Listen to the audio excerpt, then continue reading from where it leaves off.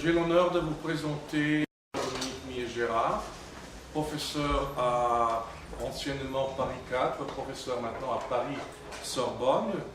J'ai eu donc l'honneur d'être son étudiant en thèse.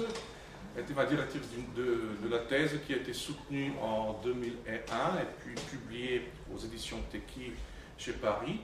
La thèse porterait sur Claudel et l'actualité de l'être, c'est-à-dire la spiritualité chrétienne et la spiritualité générale. C'est le domaine dont Madame le professeur Dominique Millet-Gérard est un spécialiste mondialement reconnu. Ces travaux portent sur les intersections de la littérature, de la spiritualité. Elle puise dans plusieurs cultures, dans plusieurs langues, dans plusieurs civilisations, notamment le latin, le grec, le français, l'anglais, l'allemand et les autres langues, aussi les langues de l'Extrême-Orient. Elle va nous parler aujourd'hui d'une chose qui nous doit être connue et commune surtout, d'un symbole de la civilisation européenne qui est la cathédrale de Chartres. La cathédrale de Chartres, c'est une des plus belles cathédrales de l'Europe, de la vieille Europe si vous voulez. La cathédrale de Chartres que les poètes français, les romanciers français ont admirée. Elle va nous présenter un témoignage de cette admiration. C'est le témoignage de G.K. Huysmans, un auteur qui a fait un très long itinéraire spirituel. Vous connaissez À rebours, donc qui va À rebours de son roman, un peu plus décadent, et qui passe par l'Oblat, qui s'arrête à l'Oblat et qui passe par la cathédrale, le texte, la cathédrale de Huysmans, le texte dont l'interprétation nous fera aujourd'hui Madame le professeur Dominique Millet-Gérard. Ce sera aussi accompagné par la présentation des photos que Madame Millet a soigneusement prises la cathédrale. Donc, je vous avertis qu'il y a un vocabulaire parfois technique qui est relatif à l'art de faire des cathédrales, etc., qu'elle vous expliquera. S'il y a des questions à la fin, n'hésitez pas à les formuler. S'il y a des gens qui sont présents et qui ne comprennent pas le français, donc je vais faire à la fin un petit résumé, ce qui sera pour moi difficile parce que c'est un texte un peu plus abstrait, mais je ferai mon mieux. Donc, je vous remercie encore une fois d'être venu et je laisse la parole, je laisse le pupitre à Madame Dominique Millet-Gérard. Merci. Merci beaucoup. Eh bien, moi aussi, je remercie M. Tourc et ses étudiants d'être venus. Vous m'entendez bien? Oui, ça va, oui. Très bien, parfait. Donc, pourquoi ai-je choisi de vous parler de la cathédrale? Parce que c'est le titre de ce livre de Huysmans. Huysmans, vous remarquez que son nom n'est pas un nom français, c'est un nom hollandais, de fait, de même que le prénom, Joris Karl Huysmans. En fait, son père est venu s'installer en France. Le véritable prénom de l'écrivain était Georges Charles, mais il a voulu reflamandiser en quelque sorte son nom et il écrit sous le nom de Joris Karl. Bon, c'est un écrivain que j'aime beaucoup, sur lequel je travaille depuis longtemps, et les éditions Gallimard, pour la collection Folio, m'avaient déjà demandé de faire le roman précédent qui s'appelle En route, et ensuite ils m'ont demandé de faire La cathédrale. Donc il a paru juste avant Noël, en 2017. Et c'est la raison pour laquelle je vous présente ce livre.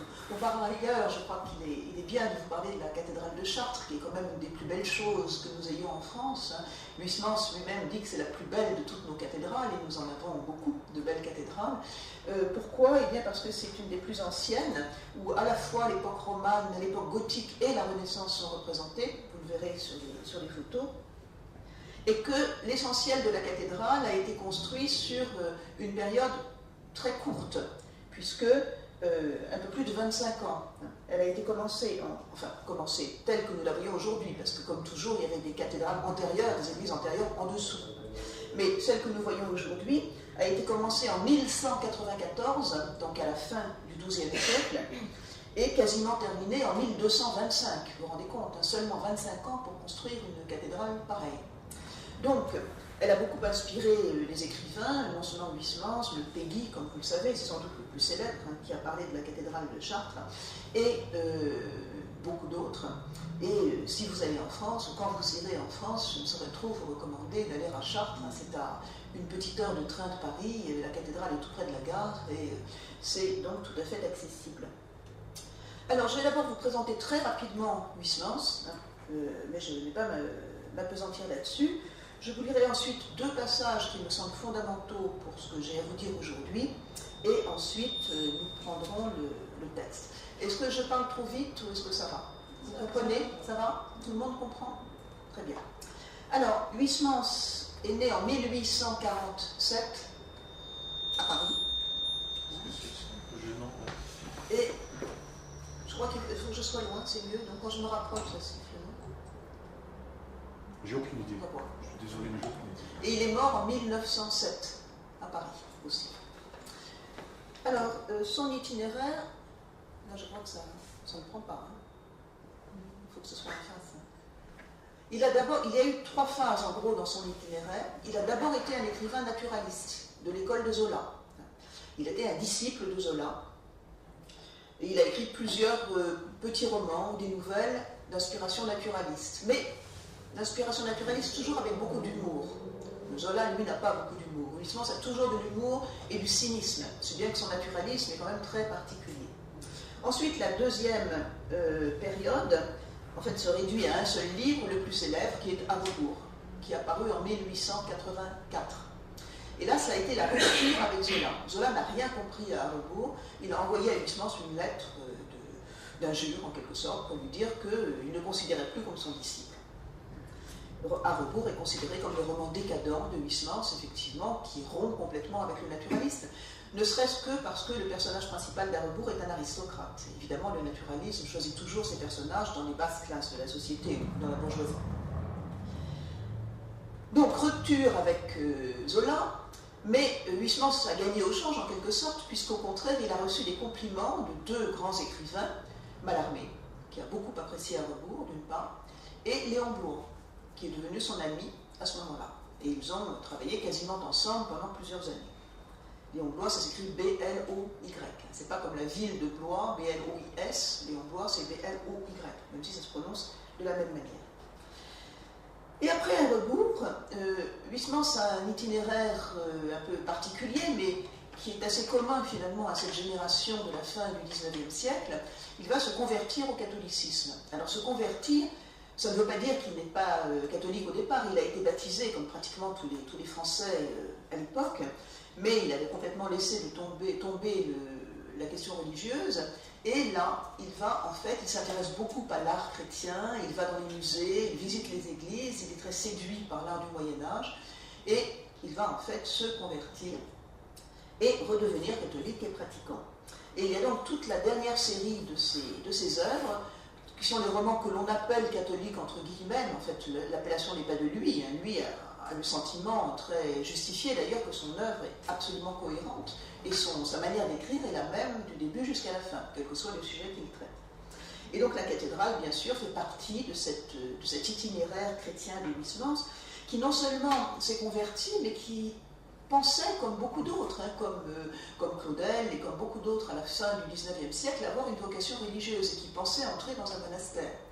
Et il s'est rendu compte qu'il était encore trop écrivain, qu'il avait trop envie de continuer à écrire des livres pour devenir un moine, c'est-à-dire, un moine, évidemment, ce n'est pas censé écrire des romans. Mais il y a toujours chez lui cette hésitation, et la cathédrale est le reflet de cette hésitation, effectivement.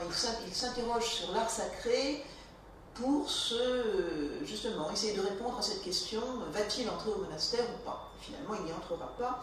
Mais après avoir pris sa retraite, c'est-à-dire tout de suite après la cathédrale, parce que, en fait, il avait un métier, il n'était pas seulement écrivain. Il était fonctionnaire au ministère de l'Intérieur. D'ailleurs, vous pouvez voir sur ce qui est au tableau, sur l'écran, c'est une page du manuscrit de la cathédrale que je suis allée voir à la Bibliothèque nationale à Paris, et vous pouvez voir l'entête ministère de l'Intérieur. En fait, il écrit sur des feuilles de ministère, ce qui prouve qu'il écrit ses romans, en fait, pendant ses heures de bureau. Et tout le roman est écrit justement sur des feuilles en tête du ministère de l'Intérieur. Vous savez que la France, à cette époque-là, donc je ne vous ai pas dit la date de la publication, la cathédrale a paru en 1898, donc 2 ans avant la fin du 19e siècle. Et à l'époque, c'est en plein dans l'époque de l'affaire Dreyfus. Vous avez entendu parler de l'affaire Dreyfus qui a mis la France sans dessus-dessous, puisque les uns étaient favorables à Dreyfus, les autres ne l'étaient pas. Huysmans était plutôt anti-Dreyfusard, mais bon, il ne faisait pas de politique, en fait ça ne l'intéressait pas beaucoup. En tout cas, les esprits étaient extrêmement surchauffés, et le résultat de la publication de la cathédrale, c'est que le ministère de l'Intérieur l'a obligé à prendre sa retraite, tout de suite après la publication du livre, parce qu'il avait l'étiquette catholique et que ce n'était pas possible dans le contexte de l'époque. Donc il s'est retrouvé à la retraite, et là il a essayé de réaliser un de ses rêves, qui était en fait d'aller vivre à côté d'un monastère, tout en restant écrivain. Et il a donc fait construire une maison à côté d'un monastère qui se trouve dans le Poitou, en France, près de Poitiers, qui s'appelle Ligugé, qui est un monastère bénédictin. Et il est allé s'installer dans cette maison et il a invité un certain nombre d'artistes à venir le voir. En fait, son rêve, c'était de former une petite colonie d'artistes et en même temps d'assister aux offices dans le monastère quand il en avait envie. Et la nouvelle catastrophe, en 1901, nous avons la loi de séparation de l'Église et de l'État en France, et toutes les religions sont obligées de partir de France, de partir en Belgique. Ils se sont presque tous réfugiés en Belgique.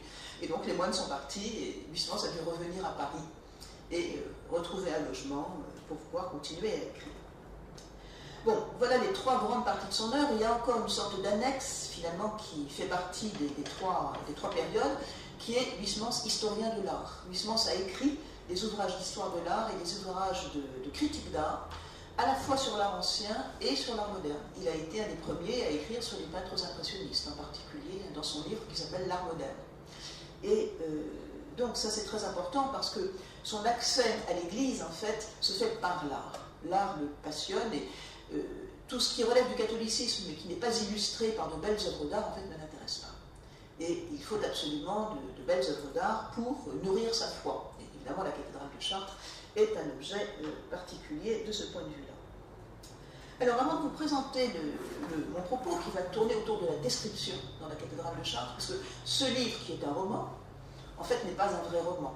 Il ne se passe rien dans le livre. Le personnage est à Chartres, il passe son temps à visiter la cathédrale, et il se fait d'expliquer la cathédrale par un ecclésiastique très savant, qui, lui, déchiffre donc le symbolisme de la cathédrale. Bon. Ceci dit, il y a quand même une petite intrigue, et l'intrigue, c'est une intrigue intérieure. C'est l'histoire intérieure du personnage qui va progresser spirituellement du début jusqu'à la fin. Ça, on en parlera dans la 3e partie de l'exposé.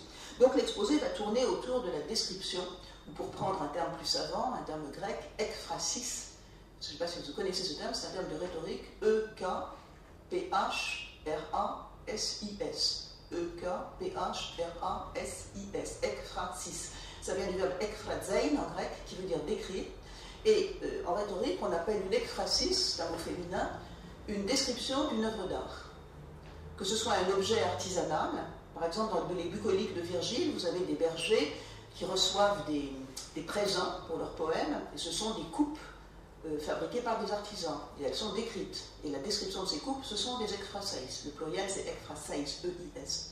Et dans la littérature moderne, une description de tableau, ou la description d'une cathédrale, ou la description d'un objet d'art d'Extrême-Orient, c'est aussi une ekphrasis. Toute description d'œuvre d'art s'appelle ekphrasis. Donc c'est de ça que je vais traiter aujourd'hui, puisque le livre se compose essentiellement de descriptions et d'explications des parties de la cathédrale qui sont décrites.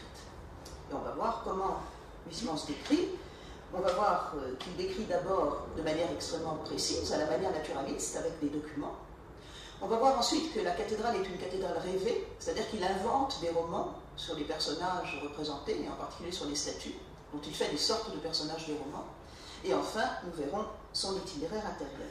Mais je voudrais d'abord vous lire 2 passages essentiels, et tout d'abord un passage sur le symbole, qui se trouve dans cette édition, donc aux pages 152-153. Bon, le mot de symbole est fondamental. Il est d'abord fondamental parce que nous sommes en plein dans la génération symboliste, et Huysmans, après avoir été naturaliste, devient un écrivain décadent, puis un écrivain symboliste, tout se recoupe d'ailleurs, hein, ça ne s'exclut pas. Il reste, comme on le verra, il reste naturaliste en devenant décadent et en devenant symboliste. Mais la notion de symbole qui est redécouverte en fait, après des années de positivisme, donc d'une pensée totalement marquée, si vous voulez, par l'objet réel qui ne veut rien voir au-delà du visible. Hein. Le positivisme regarde le visible, le rationnel, mais ne veut pas voir de mystère. Le mot que détestait le positivisme, c'est le mystère. Or, le symbolisme revient au mystère. Le grand mot du symbolisme, c'est précisément le mystère. C'est la signification cachée des choses. Donc voilà le passage sur le symbolisme. Alors, le personnage principal de la cathédrale, qui est le même que celui des deux romans précédents, Là-bas d'une part et En route d'autre part, et le même que du roman suivant, L'Oblast, s'appelle Durtal. Durtal, c'est un nom un peu bizarre, D-U-R-T-A-L. C'est le nom d'une petite ville qui se trouve en France, dans l'ouest de la France, dans le département de la Sarthe. Et Huysmans donnait souvent à ses personnages des noms de villes ou de villages. D'ailleurs, c'est l'explication de la plupart des noms français. La plupart des noms français sont effectivement des toponymes, des noms de... Vous pouvez savoir quelle est l'origine des gens si vous cherchez dans un index géographique d'où vient le nom. La plupart des Français, je dirais 80% des Français, ont pour nom une localité dont sont originaires leurs ancêtres. Alors chez les nobles, il y a deux devant, parce qu'ils possédaient la terre, et chez les roturiers, eh bien, c'est simplement le nom tel quel. Et voyant que Durtal l'écoutait attentif, l'abbé, donc le prêtre, vint se rasseoir et dit « Qu'est-ce qu'un symbole ?» D'après Littré, c'est une figure ou une image employée comme signe d'une autre chose. Notez le mot signe, très important aussi. Bon, Littré, vous savez, c'est le grand dictionnaire de cette époque, puisque l'auteur de ce dictionnaire, Littré, était un positiviste qui lui aussi s'est converti au catholicisme à la fin de sa vie. Nous autres catholiques, nous précisons encore cette définition en spécifiant avec Hugues de Saint-Victor, théologien du Moyen-Âge, que, je cite, « le symbole est la représentation allégorique d'un principe chrétien sous une forme sensible.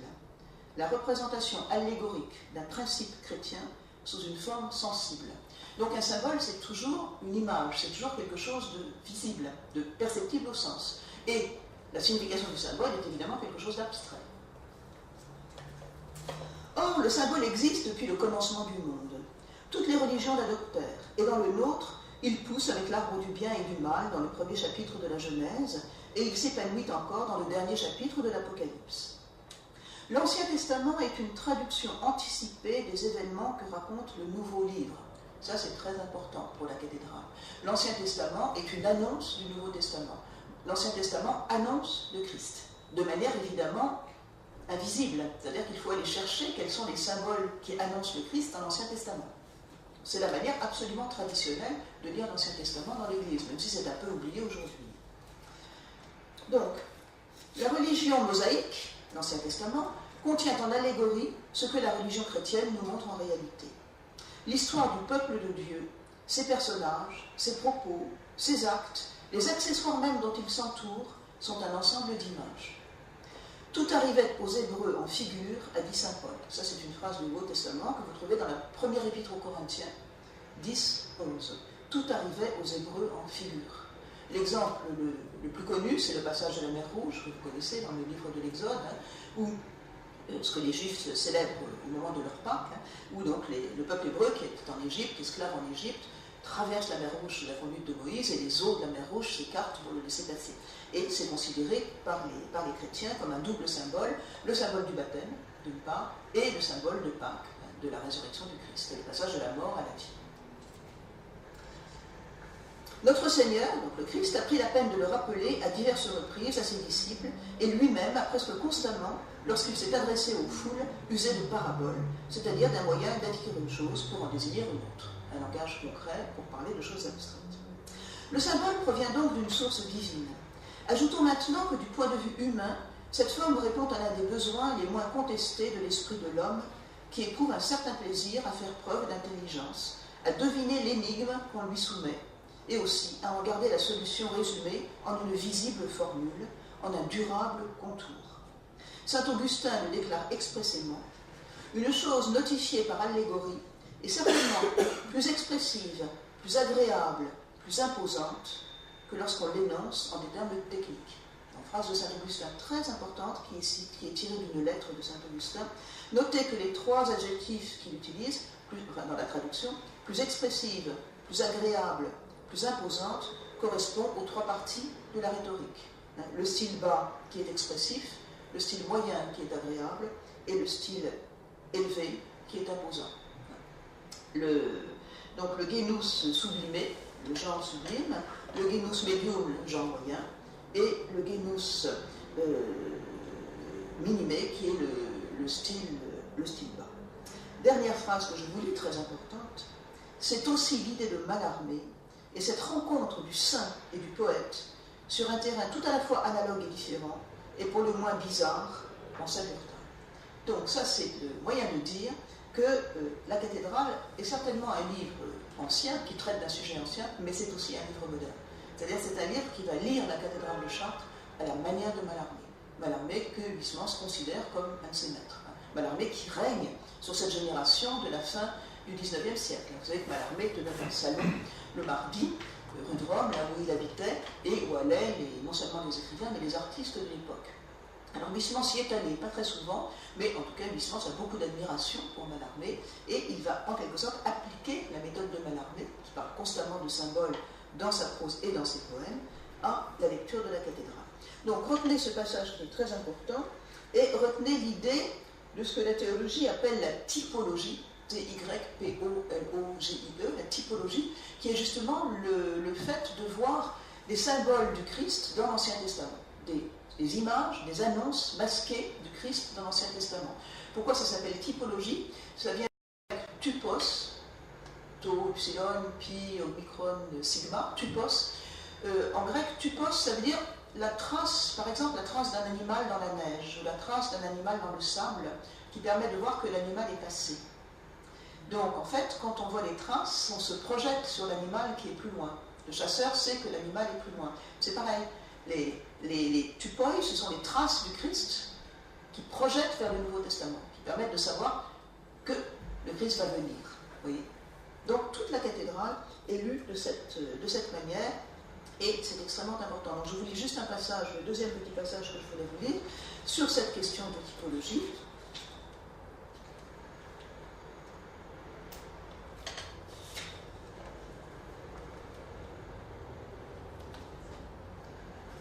Sans aucun doute, on ne saurait trop le répéter, l'Ancien Testament est l'histoire avant la lettre du Fils de l'homme, manière de désigner le Christ, et de l'établissement de son Église. Ainsi que l'atteste saint Augustin, toute l'administration du peuple juif fut une prophétie continuelle du roi qui l'attendait.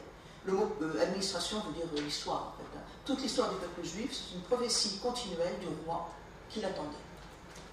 Bien, alors je prends maintenant le propos sur l'ekphrasis.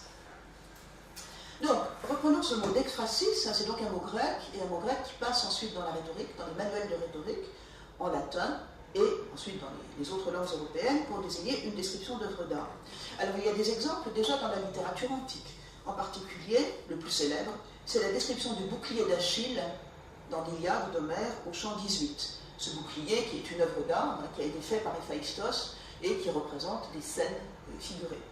Donc ça, c'est l'exemple rhétorique, topique, si vous voulez, de l'ekphrasis. On renvoie toujours à ce modèle quand on parle d'ekphrasis. Et vous allez voir que Huysmans le sait très bien et qu'il fait référence un petit peu plus loin. Il y a aussi, autre texte antique célèbre, le Carmen, le poème 64 de Catulle, en littérature latine, qui décrit un tissu brodé qui représente l'histoire de Thétis et Pélée. Et également, dans l'Odyssée, cette fois, la description de l'agrafe du manteau d'Ulysse, encore un objet artisanal qui est un objet d'art, et qui représente aussi des scènes particulières. Alors, je précise une chose. Il y a eu une réforme, il y a tout le temps des réformes en France, comme vous le savez, et des réformes de renseignement aussi, hélas, et il y en a eu une très importante à la fin du XIXe siècle, donc à cette époque-là, et cette réforme a eu pour effet de supprimer la classe de rhétorique. Il y avait une classe au lycée qui était l'avant-dernière avant le baccalauréat, qui s'appelait la classe de rhétorique. C'est la classe qu'on appelle maintenant la classe de première. Elle s'appelait rhétorique. Et pendant cette année-là, on faisait énormément de rhétorique, on enseignait aux élèves la rhétorique antique, on leur faisait faire des exercices de rhétorique, composés en vers latin, etc. Et Huysmans, évidemment, dans sa génération, a suivi cette classe-là, qui explique ses connaissances de rhétorique et sa manière d'écrire très rhétorique, comme tous les écrivains de cette génération. Ça change après. À partir de 1903, la rhétorique n'existe plus, et on met à la place de la rhétorique l'histoire littéraire. Et ça change la manière d'écrire. Un écrivain comme Mauriac n'écrit pas comme Claudel ou comme Huysmans. Il n'a pas eu d'enseignement de rhétorique. Il écrit une langue beaucoup plus simple, beaucoup plus fluide, et beaucoup moins influencée par le latin. Et ça s'explique à cause de cet enseignement. Donc Huysmans est tout à fait de la génération qui a reçu un enseignement de rhétorique, et ça explique beaucoup de choses. Donc, qu'implique, si vous voulez, la description ou l'exphrasis? Ça implique un discours dans lequel la description, l'objet décrit est vraiment rendu visible. Il faut que le lecteur puisse s'imaginer l'objet sans en voir les photographies. C'est-à-dire qu'il puisse se représenter l'objet, que la description soit assez précise pour qu'il puisse véritablement se représenter l'objet. Donc beaucoup d'adjectifs, beaucoup d'éléments dans la phrase qui décrivent précisément cet objet. Et nous allons voir que c'est exactement ce que fait Huysmans. Huysmans qui a eu pour maître, et à mon avis beaucoup plus important que Zola, les frères de Goncourt. Edmond et Jules de Goncourt, très importants comme écrivains français de la génération avant Huysmans, qui étaient des grands descripteurs, qui ont passé leur temps à faire des descriptions, précisément. Alors la cathédrale, plus encore que tous les autres textes de Huysmans, est un texte de description. D'ailleurs, Huysmans en avait conscience, et il disait que c'était une lecture difficile, je le cite, une lecture pas mal aride, pénitentielle et monacale, qui se compose essentiellement de descriptions et d'explications. Il ne se passe rien, ce n'est pas un roman de Dumas où il y a de l'action tout le temps, pas du tout, il n'y a pas d'action, quasiment. Donc nous avons des énumérations très longues des différents éléments de la cathédrale de Chartres. Alors à titre d'illustration, pour vous montrer à quel point ce livre est descriptif, je vous signale qu'il a paru vers 1945, parce qu'on n'a pas la date exacte, un livre intitulé Chartres, sous le nom de Huysmans, qui n'est pas la cathédrale, et qui est une anthologie, un choix de passages de la cathédrale, illustré avec des photos prises à l'époque. Alors ce ne sont pas mes photos à moi, ce sont des photos de l'époque. Je vais vous montrer la page de garde.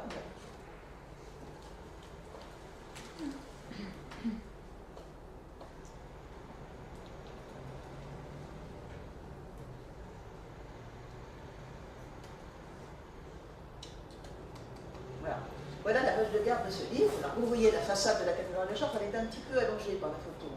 Donc vous voyez la façade de la cathédrale de Chartres avec son porche royal en bas, les deux tours, donc ce que l'on appelle le clocher vieux à droite, qui est le plus ancien, qui est le clocher gothique, et ce qu'on appelle le clocher neuf à gauche, qui en fait est plus ancien que le premier pour la partie basse, mais auquel on a ajouté à la Renaissance une flèche typique de la Renaissance, très décorée, alors que la flèche de droite est extrêmement simple. Donc je parlerai en fait de côté nord et de côté sud. Le clocher neuf est au côté nord, la cathédrale regarde vers l'est, comme devrait le faire toute cathédrale. Donc le clocher neuf est du côté nord et le clocher vieux est du côté du sud. De même pour le portail, j'utiliserai cette terminologie. Donc la cathédrale est essentiellement un ouvrage de description, ce qui n'empêche, comme je vous disais tout à l'heure, qu'il y a aussi un sens proprement romanesque qui se dessine derrière ce texte. Alors je commence par la première partie, donc le discours savant, la cathédrale décrite et déchiffrée. Je vous cite une phrase d'En Route pour commencer. Donc En Route, c'est le roman précédent. En Route met en scène le même personnage, Durtal, et se passe dans la première partie à Paris et dans la deuxième partie dans un monastère. Le personnage Durtal, dans la première partie, visite pratiquement toutes les églises de Paris, enfin toutes les églises anciennes, il y a que les anciennes qui l'intéressent, et se lamente que dans aucune église, il ne trouve ce qu'il appelle le tout parfait. Alors il y a des églises dont il aime l'architecture, mais il n'aime pas les tableaux. Il y a des églises dont il aime la peinture, mais il n'aime pas la manière dont on chante le chant grégorien. En fait, il est toujours mécontent, il passe son temps à grommeler et à se plaindre, et jamais il ne trouve le tout parfait. Donc, pour cette raison, il est suivi par un ecclésiastique que l'on retrouve d'ailleurs dans la cathédrale, mais ce n'est pas le savant, c'en est un autre. Et voilà ce que lui dit cet ecclésiastique. Il est bien certain que l'art a été le principal véhicule dont le Sauveur s'est servi pour vous faire aborder la foi. Il vous a pris par votre côté faible, ou fort, si vous aimez mieux. Il vous a imprégné de chefs-d'œuvre mystiques. Il vous a persuadé et converti, moins par la voie de la raison que par la voie des sens. Très important. Hein. L'art parle au sens, les tableaux parlent à la vue, la musique parle à l'ouïe. Et donc c'est par ce biais-là, par le biais des sens, en bon décadent et en bon symboliste, hein, que Huysmans a été converti. Donc ça ne sert à rien de lui faire des discours rationnels et de lui parler de théologie, il faut lui montrer des œuvres. Et c'est comme cela qu'il adhère à la foi. Donc c'est exactement ce qui va se produire dans la suite. Donc il y a dans la cathédrale un autre personnage important, l'autre ecclésiastique, que je vais vous montrer maintenant. Alors c'est toujours dans ce livre. Les photos que je vous montre pour le moment sont sorties de ce livre-là. Alors le livre représente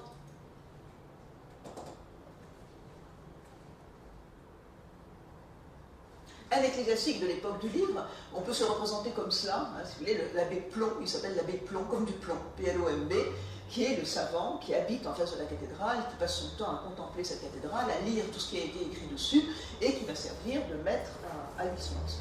Alors, les ecclésiastiques ne ressemblent plus à ça, je pense ni en Slovénie ni en France, mais ils pouvaient encore ressembler à cela dans les années 50 et au début des années 60. Hein, ils n'avaient pas changé de profil, et ceux de l'époque de Huysmans, c'était sans aucun doute comme cela.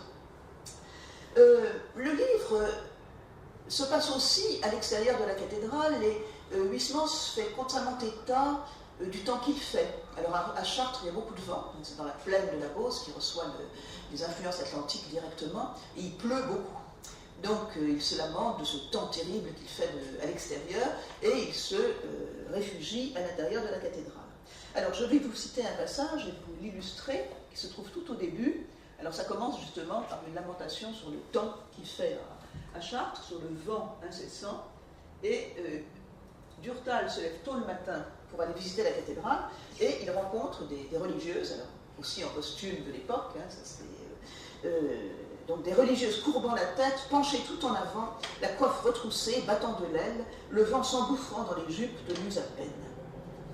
Et nous entrons avec lui maintenant dans la cathédrale. Alors il faut vous représenter un petit matin du mois de novembre, et il n'y a pas de touristes à l'époque évidemment, donc il entre dans la cathédrale, et qui entre dans la cathédrale? Uniquement les religieuses, et beaucoup de couvents dans Chartres, qui vont assister à la messe du matin très tôt, à 6 h du matin, il fait nuit, et donc la cathédrale est ouverte pour elle. Et là, il va assister, vous savez qu'une des choses les plus célèbres à Chartres, ce sont les vitraux magnifiques, qui, Dieu merci, n'ont jamais été détruits, qui ont été enlevés au moment des guerres et remis, et qui sont les plus belles choses et les plus beaux vitraux que nous ayons en France. Donc, il va voir le jour se lever et les vitraux s'éclairer petit à petit, c'est-à-dire la lumière entrer dans la cathédrale par les vitraux.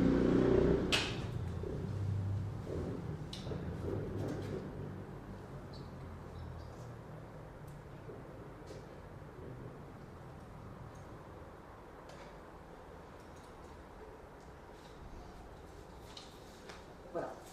Donc ça c'est moi qui l'ai pris, c'est pas très facile de prendre des photos de vitraux parce que, bon. Mais enfin, ça donne une certaine idée de ce qu'il peut voir. C'est-à-dire que là, la photo est beaucoup plus sombre que ce que moi j'ai vu qui était en plein jour, mais ça donne une idée justement des vitraux qui commencent à s'éclairer à l'aube. Donc, là nous sommes dans le transept gauche de la cathédrale. Le transept, vous savez, c'est l'endroit où la cathédrale s'élargit, avant d'arriver au chœur, et nous sommes donc du côté nord. Et vous allez voir que Huysmans utilise une métaphore, une image, une isotopie même. Vous savez, une isotopie, c'est une image qui se continue, hein, qui est une image guerrière. Et il va comparer les vitraux à des boucliers. Et c'est là que je suis persuadée qu'il pense au bouclier d'Achille. C'est-à-dire qu'il fait une ekphrasis en référence à l'ekphrasis modèle qui est le bouclier d'Achille. Donc je vous lis le passage, essayez de voir, vous allez voir des notations de couleurs, et vous allez voir que ça correspond assez exactement, effectivement, à la couleur des vitraux. Alors, ce vitrail représente Sainte Anne, au milieu. Vous voyez, c'est pas la Vierge à l'enfant, c'est Sainte Anne, la mère de la Vierge, qui tient la Vierge enfant dans ses bras. La panoplie pendue à la gauche de Durtal, au nord, s'anima la première. Des braises roses et des flammes de punch s'allumèrent dans les fossettes du bouclier, tandis qu'au-dessous, dans la lame du milieu, surgit, en l'ogive d'acier, la figure géante d'une négresse. Donc c'est le personnage que vous voyez au milieu, hein, c'est Sainte Anne en fait. La figure géante d'une négresse, vêtue d'une robe verte et d'un manteau brun.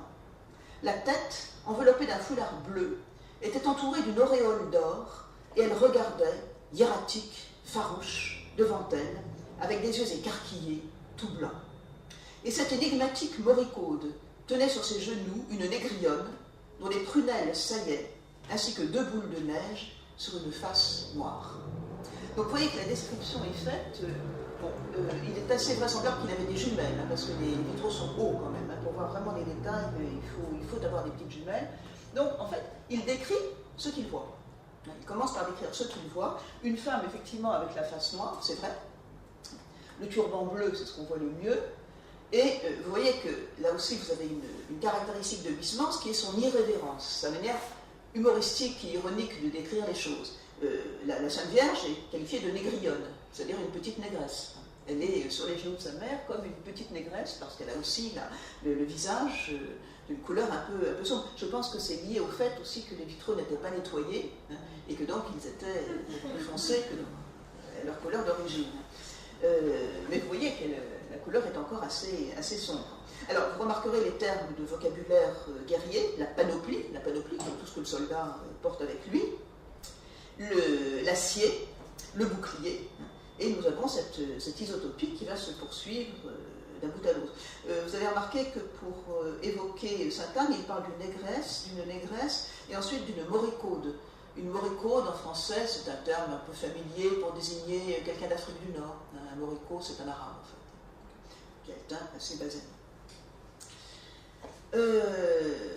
Donc voilà sa manière de voir les choses. Alors après, il y a une très longue description qui occupe le premier chapitre où on voit les vitraux s'éclairer petit à petit et il va décrire les autres personnages. Il y a David, Salomon qui se trouvent dans les vitraux à côté.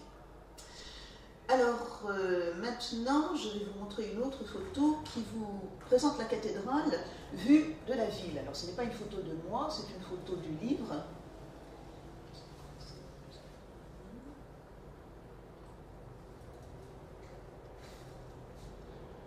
Alors, ça c'est encore une photo de la cathédrale, non, c'est l'autre qui m'intéresse, 255.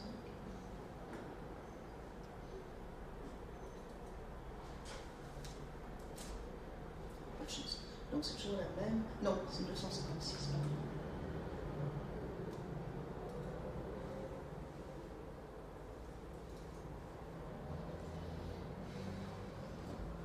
Voilà. Si vous allez à Chartres, vous avez intérêt à vous promener dans la ville, à descendre, vous avez une petite rivière, vous avez un pont, c'est l'Eure, c'est la rivière qui a donné son nom au département, où se trouve Chartres. Chartres, c'est le chef-lieu de l'Eure, et qui est tout petite, un peu comme la Ljubljanica, elle n'est pas plus grande. Et donc, si vous voulez vous mettre à cet endroit, vous avez une vue magnifique sur la cathédrale qui domine la ville, et en fait, ça n'a quasiment pas changé. J'y suis allée encore récemment, quand on se met à cet endroit-là, sauf si une voiture passe sur la rue devant, on peut dire que c'est exactement pareil. Les maisons n'ont pas changé, la vue sur la cathédrale est exactement la même. Donc voilà comment Huysmans décrit la ville. Et au-dessus de la ville indifférente, la cathédrale seule veillait, demandait grâce, pour l'indésir de souffrance, pour l'inertie de la foi, que révélaient maintenant ses fils, entendant au ciel ses 2 tours, ainsi que 2 bras, simulant avec la forme de ses clochers les 2 mains jointes, les 10 doigts appliqués, debout, les uns contre les autres, en ce geste que les imagiers d'antan donnèrent aux saints et aux guerriers morts, sculptés sur les tombeaux. Donc vous voyez qu'il fait allusion à la perte de la foi de ses contemporains, le positivisme, le comtisme, etc. Et d'autre part, vous avez ce symbole, donc les 2 clochers qui deviennent comme 2 mains jointes tendues vers le ciel. Et là, constamment, vous voyez, vous avez une sorte de recours à l'image pour qualifier la cathédrale. Notez le mot imagier. Les imagiers d'antan, le mot imagier se rapporte aux artistes du Moyen-Âge. Ce sont les imagiers qui, justement, traduisaient sous une forme concrète les vérités théologiques. Alors maintenant, un passage sur la ville, donc. Telle qu'elle, cependant, ces rues, qui dessinaient une sorte de mouvement tournant autour de cette colline sur laquelle s'exauçait la cathédrale, étaient les seules vraiment curieuses à parcourir à Chartres. Alors maintenant, revenons à la cathédrale et arrivons devant, donc à ce que l'on appelle le porche royal, c'est-à-dire le porche par lequel on entre dans la cathédrale, qui est très petit. Si on le compare avec Notre-Dame de Paris, Notre-Dame de Reims, Notre-Dame d'Amiens, toutes les grandes cathédrales plus tardives que Chartres, ça paraît minuscule en fait. Le porche de Chartres, les statues sont à peu près de taille humaine. À Paris, elles sont 2 fois plus grandes. Et à Amiens, encore, à Reims, encore beaucoup plus grandes. Donc, nous arrivons devant le porche central.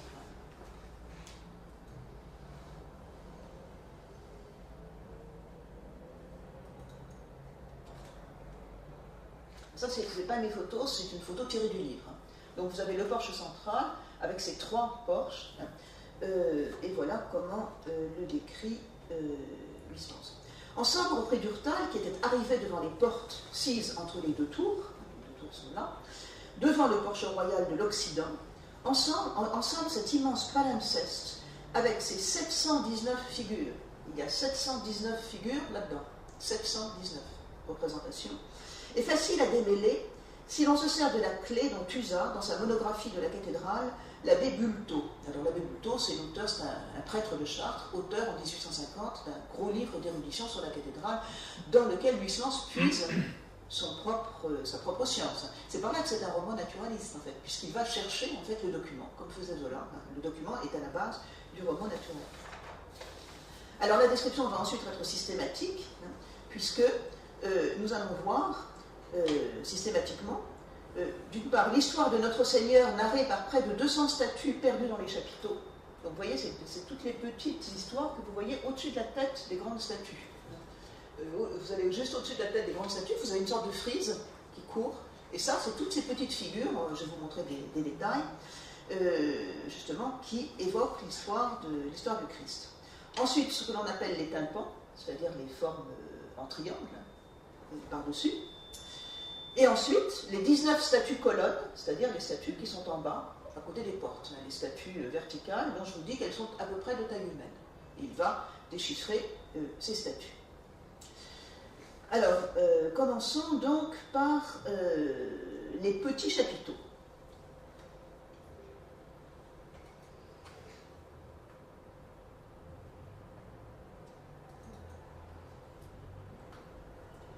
Bon, ça c'est une photo que j'ai prise.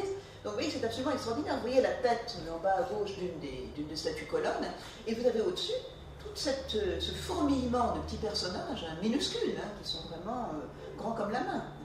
Et en fait, là encore, il faut des jumelles si on veut bien les voir, parce que sinon, c'est un peu haut, on ne les voit pas très bien. Et voilà comment Huysmans décrit cela. Donc l'histoire remonte aux aïeux du Christ, prélude de la biographie d'Anne et de Joachim, les parents de la Vierge, traduit en de microscopiques images dans les apocryphes. Les apocryphes, ce sont des récits qui sont contemporains du Nouveau Testament, mais que le canon n'a pas introduit dans l'Ancien Testament. Donc ce sont des histoires parallèles, si vous voulez. En France, c'est traduit, vous avez un volume de la Pléiade sur les apocryphes chrétiens, et c'est très intéressant pour l'histoire de l'art, parce qu'il y a dans les apocryphes toutes sortes de détails qui ne sont pas dans les évangiles. Et l'histoire de l'art, l'histoire des saints, l'histoire de la Vierge en particulier, repose essentiellement sur les apocryphes. C'est là que vous avez tous les détails. Par exemple, l'histoire de la Vierge quand elle est une petite fille au temple qui filait la laine. Ça, c'est pas dans l'évangile, mais c'est dans les apocryphes. L'histoire du rameau que tenait Saint Joseph au moment où on a choisi un fiancé pour la Vierge, ce rameau fleurit.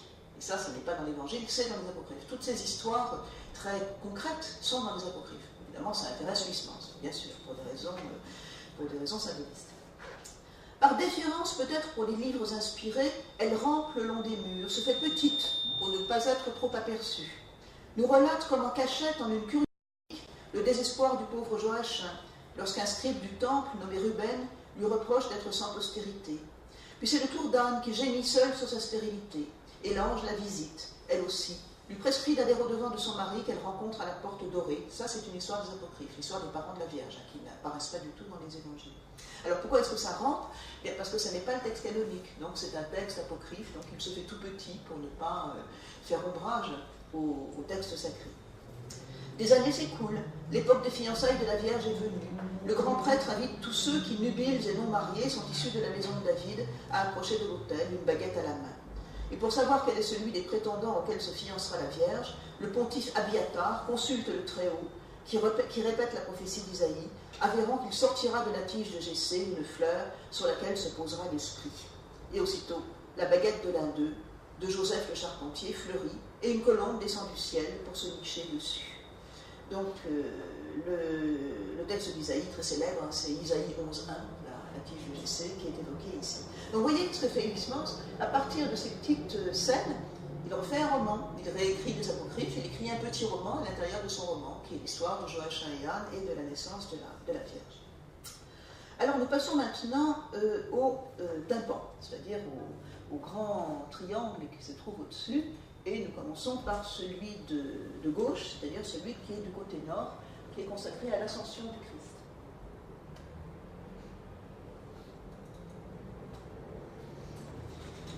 Voilà, donc nous sommes toujours dans le porche royal, au nord, en dessous du clocher neuf. Donc voilà comment il décrit cette ascension du Christ. À gauche, l'ascension de notre Seigneur, montant glorieusement dans des nues, que frime une banderole ondulée tenue de chaque côté, suivant le mode byzantin, par deux anges. Donc vous voyez effectivement les deux anges, de part et d'autre du Christ, puis vous voyez cette espèce de banderole, en fait, qui figure un nuage, par-dessus lequel se trouve le Christ.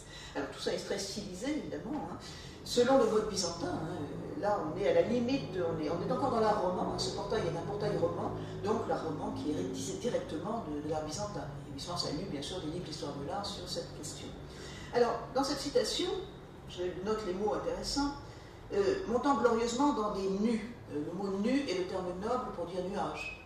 On a nuage, nuée et nu. Le français a trois termes.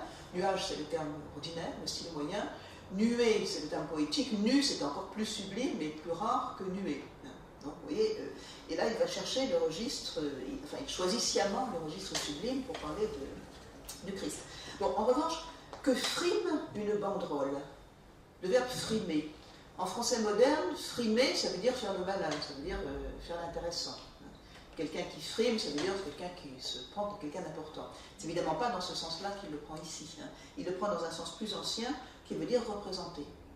Donc on comprend le sens moderne. Frimer, c'est être en représentation, se montrer devant les autres. Mais en fait, au sens original, ça veut dire simplement représenter. Et c'est un de ces très nombreux verbes qu'il utilise pour dire symboliser. Pour ne pas constamment répéter le verbe symboliser, il utilise des tas de synonymes, y compris des termes imagés, comme celui-ci, donc pour varier son expression. Alors, nous passons maintenant au portail, toujours au portail royal, cette fois-ci au trumeau central.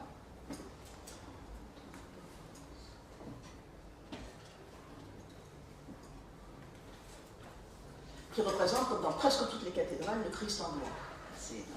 C'est très codifié, une cathédrale. Vous avez toujours les mêmes représentants, c'est pareil à Paris. À Paris, vous avez également le Christ en gloire au milieu et le portail de droite qui est réservé à la Vierge. Donc voilà comment il décrit ce Christ en gloire. Ça, ce sont les photos que j'ai prises moi-même.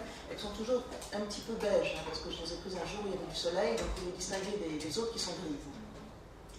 Jésus est assis, le chef saint du nimbe crucifère, vêtu de la thalère de lin, drapé dans un manteau qui retombe en une cascade serrée de plis, les pieds nus posés sur l'escabeau, emblème affecté à la terre par Isaïe. Autour de lui, dans l'ovale qui l'environne, le tétramorphe, les 4 animaux évangéliques, aux ailes papelonnées d'écailles. Alors, j'explique les mots un peu difficiles. Donc, Jésus est assis, le chef, c'est-à-dire la tête. Le chef, c'est caput, c'est un mot savant pour dire la tête. Saint, c'est-à-dire entouré. Du nimbe, le nimbe, c'est l'auréole, donc en forme de croix.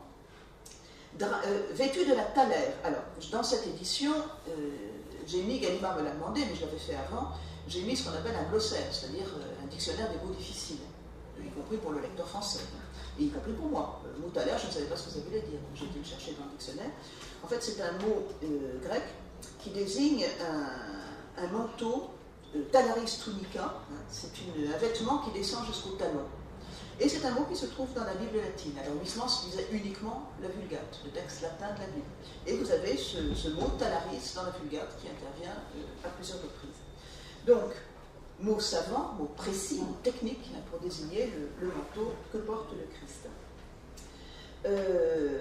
L'escabeau, on le trouve en Isaïe 66.1 et également dans les psaumes. Quant au tétramorphe, ce qu'on appelle le tétramorphe, c'est l'expression des historiens de l'art et des théologiens pour désigner les 4 animaux symboles des évangélistes. On trouve au début du livre d'Ézéchiel.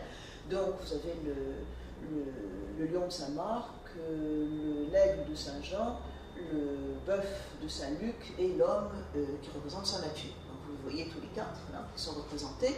Vous voyez que Huysmans fait une petite erreur, il dit dans l'ovale qui l'environne, vous voyez les tétragrammes, vous voyez qu'ils sont à l'extérieur, ils ne sont pas dans l'ovale. Pourquoi est-ce qu'il y a cette erreur? Eh bien parce que Huysmans n'a jamais séjourné à Chartres, il n'a jamais passé une nuit à Chartres. Il prenait le train, c'était aussi rapide, même peut-être plus rapide d'ailleurs à la fin du 19e siècle qu'aujourd'hui, surtout aujourd'hui où tout est en grève en France, donc il est utile de prendre le train pour aller à Chartres.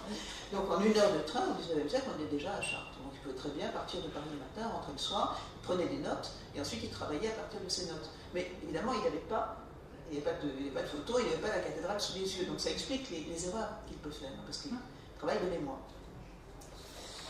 Donc voilà pour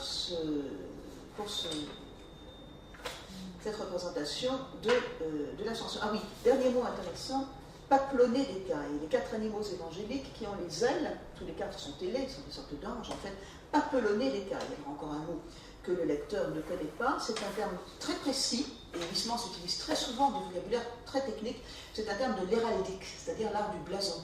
Parce que c'est un blason, c'est une sorte de représentation symbolique qui mêle les symboles d'une famille noble.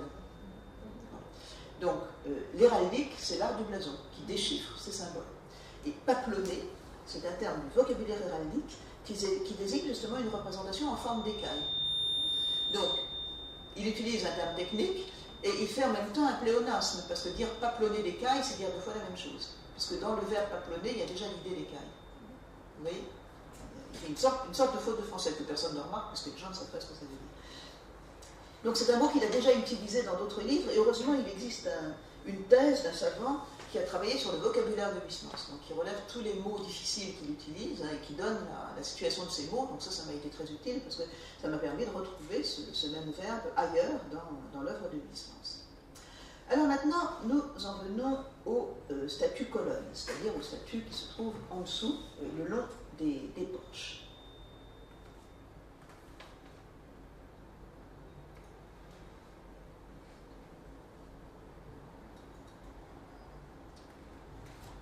Alors ça, c'est une photo du livre de tout à l'heure. Donc vous voyez, elles sont plus étirées, là c'est la reproduction qui le fait que dans la réalité. Donc, voilà comment il les représente. Alors vous voyez les statues colonnes et vous voyez au-dessus toutes les petites représentations que je vous ai montrées tout à l'heure, qui sont vraiment minuscules, parce qu'elles sont plus petites que la tête des statues. Alors voilà comment il décrit l'ensemble. Ces statues, toutes sont nimbées, c'est-à-dire qu'elles ont toutes l'auréole, sauf les 3 premières qui résident autour du clocher neuf, tout à fait à gauche. Et toutes sont abritées sous des dais à claire-voie, une sorte de chapiteau, si vous voulez, à claire-voie, délinéant des chaumines et des chapelles, des manoirs et des ponts, dessinant une minuscule ville, une Sion pour bébé, une Jérusalem céleste naine. C'est ce qu'on a vu tout à l'heure, c'est les petites figures qu'on a vues tout à l'heure. Remarquez là encore l'irrévérence, une Sion pour bébé, une Jérusalem céleste naine. Vous voyez l'association des termes bibliques avec des qualificatifs qui sont dépréciatifs en fait. Toutes les statues sont debout, posant sur des colonnes guillochées, sur des socles taillés en amande, en pointe de diamant, en côte d'ananas. C'est les socles qui sont en dessous des statues, tous différents. Sculptés de méandres, de frettes crénelées, de carreaux de foudre. Alors vous avez des termes techniques là-dedans, guillochées, les frettes, les pointes de diamant, ce sont des caractéristiques justement d'histoire de l'art en fait. Alors vous aurez remarqué au milieu les côtes d'ananas. Alors les côtes d'ananas, c'est pas du tout, je vais vous en montrer une justement qui compare à des côtes d'ananas. Mais ça, c'est pas du vocabulaire technique, c'est lui qui invente la comparaison avec quelque chose de familier. D'autant que Huysmans avait une prédilection pour le lexique de la nourriture. Donc voilà le socle qui compare à des côtes d'ananas, effectivement. Si on compare à un ananas, ça ressemble un peu à ça, et on peut comparer ce socle à des côtes d'ananas.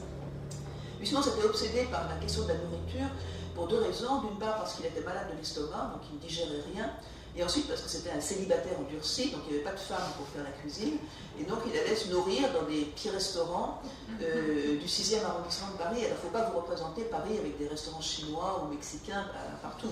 Il y avait à l'époque pas grand-chose, il y avait des restaurants chics où ils ne pouvaient pas aller parce que c'était trop cher, et puis des petites gargotes pour les ouvriers où on mangeait très mal.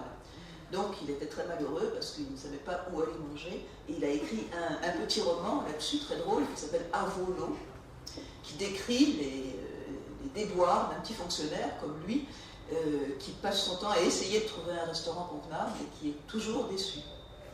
Donc le vocabulaire de la nourriture est très présent chez lui.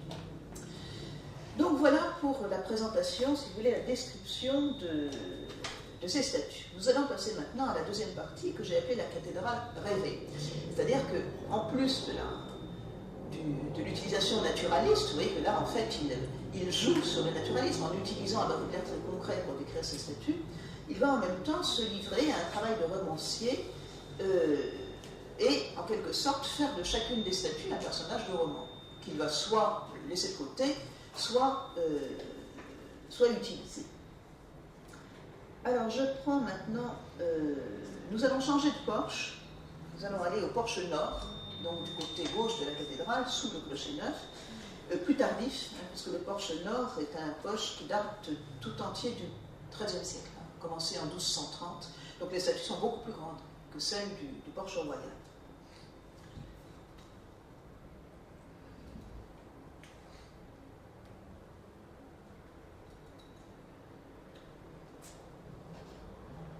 Donc voilà le porche nord qui est dédié à Sainte Anne. Vous avez au milieu, entre les deux portes, sur ce qu'on appelle le trumeau, vous avez une statue de Sainte Anne et vous avez tout autour des personnages de l'Ancien Testament. Donc c'est ça qui va nous intéresser maintenant. Durtal s'était approché des statues entourant Sainte Anne. Sainte Anne, on ne la voit pas, elle est sur la droite de la photographie. Et il regardait la première de gauche, donc celle que vous voyez là, la première à gauche, coiffée d'un bonnet pointu, une sorte de tiare papale, dont le bas formait couronne, vêtue d'une aube, ceinte à la taille d'une cordelette à nœuds et d'un pluvial à franges. Donc ça correspond effectivement exactement. Un pluvial, c'est un habit liturgique que portent les prêtres pour les grandes cérémonies. Et effectivement, il décrit, alors c'est peut-être pas les termes de l'Ancien Testament, mais il décrit en tout cas précisément le vêtement du personnage. La face était grave, presque soucieuse, et l'œil se fixait, absorbé au loin. Ce personnage tenait d'une main un encensoir et de l'autre un calice couvert d'une patène sur laquelle posait un pain. Tout ça est tout à fait exact. Le pain, en fait, on ne le voit pas à l'œil nu. Il faut vraiment des jumelles pour le voir de près, ou alors il faut des descriptions. Et là, la description est exacte. Et ce portrait était le roi de Salem, Melchisédek. Et ce portrait, du roi de Salem, Melchisédek, suscitait de longues rêveries. Alors Melchisédek, vous le trouverez dans la Genèse. Il est mentionné à plusieurs reprises, en Genèse 14, versets 18 et suivants, mentionné ensuite dans un psaume, le psaume 109, et dans l'Épître aux Hébreux à plusieurs reprises. Un personnage très énigmatique, puisque, d'après la Genèse, on ne sait pas qui sont ses parents, ce qui est très rare dans l'Ancien Testament, vous avez toujours de l'ascendance des personnages, fils d'eux, etc. Et on ne sait pas comment il est mort. Il disparaît, il n'est jamais dit qu'il est mort. Donc, personnage étrange, évidemment, qui suscitait de longues rêveries. Alors, le mot de rêverie est également un mot fondamental de la cathédrale, puisque Huysmans ne va pas se contenter de reproduire des explications savantes, il va rêver, se mettre à rêver sur les personnages. Donc, voilà maintenant la rêverie. Une partie de la rêverie, parce que sa rêverie s'étend sur plusieurs pages de la cathédrale. Toujours à propos de Melchisédek. Il est en effet un des types les plus mystérieux des livres saints, ce monarque, qui apparaît dans la Genèse, prêtre du Très-Haut, consomme le sacrifice du pain et du vin, bénit Abraham, reçoit de lui la dîme et s'évanouit aussitôt après dans les ténèbres de l'histoire. Puis subitement, son nom retentit dans un psaume de David, déclarant que le Messie est prêtre selon l'ordre de Melchisédek. Et il s'enfuit de nouveau, sans laisser de traces. Et le voilà qui tout à coup jaillit dans le Nouveau Testament. Et les renseignements que décèle sur lui saint Paul en son épître aux Hébreux le rendent plus énigmatique encore. Au fond, l'incompréhensible rôle que joue cette préfigure de Jésus dans les pages du canon a suggéré les légendes et les hérésies les plus baroques.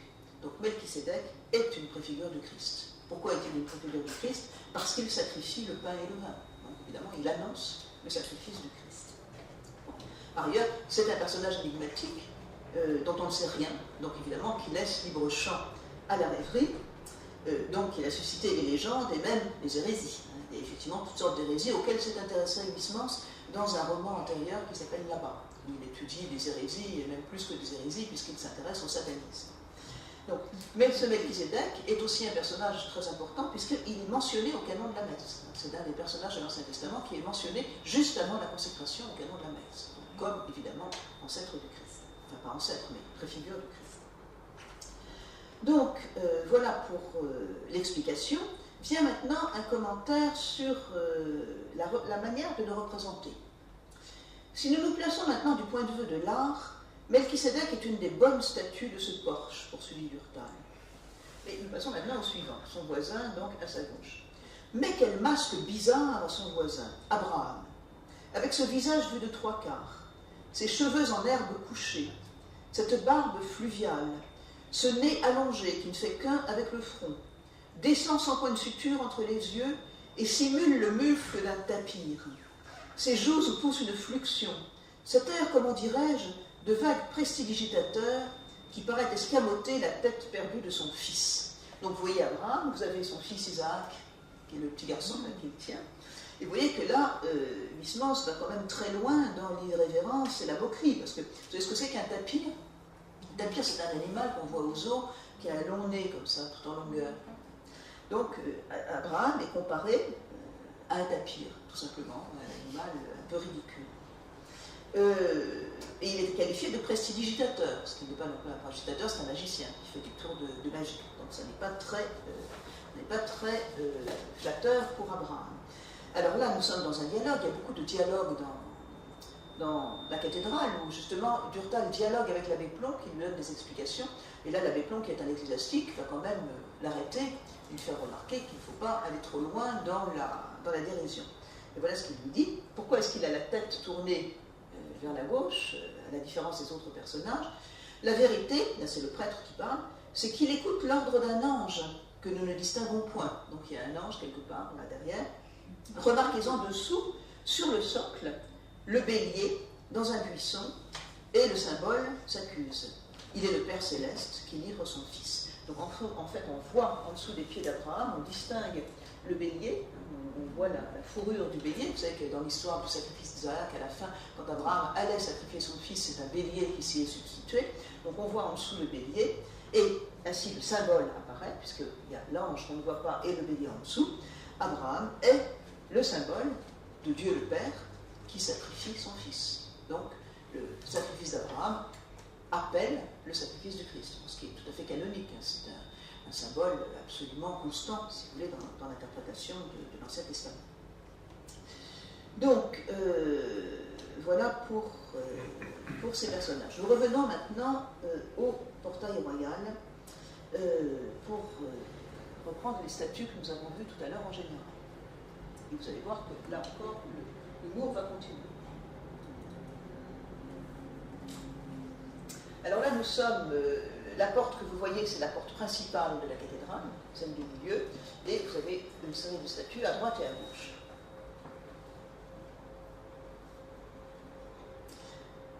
Alors, première chose, il s'intéresse à la statue la plus proche de la porte.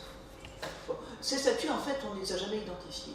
Il y a eu toutes sortes d'identifications possibles. On les appelle en général les statues des rois et des reines par analogie avec Notre-Dame de Paris. Vous savez, toute la série des rois et des rois, les rois de France, mais en fait, on n'en a aucune certitude. Donc, et encore aujourd'hui, les différentes assimilations qui ont été faites par les historiens de l'art ne sont pas sûres. Ils se contredisent, on ne sait pas qui représente ces statues. Alors, vous prenez la première à gauche. Et là, Huysmans a encore une hypothèse invraisemblable, puisqu'il s'aperçoit, en la regardant bien, que cette statue ressemble à Verlaine. Vous voyez bien. Qu'il connaissait, puisqu'ils sont contemporains. Et voilà ce qu'il en dit. Effectivement, c'est pas faux. Je vous montrerai d'autres vues de cette statue. C'est pas faux. Il y a quelque chose de Verlaine. Alors voilà comment il la commente. La statue, elle en avait la tête plus velue, il est vrai, mais aussi bizarre. Le crâne cabossé, le masque un peu épaté, le poil hirsute, l'air commun et bonhomme. Donc voilà pour Verlaine. Je vous en montrer une autre, on le voit peut-être mieux.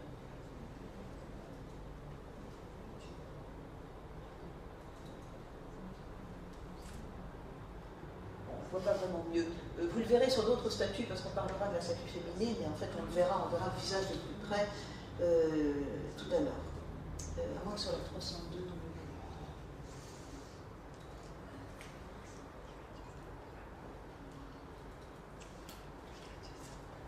Oui, voilà, là on voit. C'est le premier à gauche. Voilà. Donc voilà, Verlaine représenté sur la cathédrale de Chartres. Passons maintenant à la première statue féminine qui est en face, donc qui fait face à cette série-là.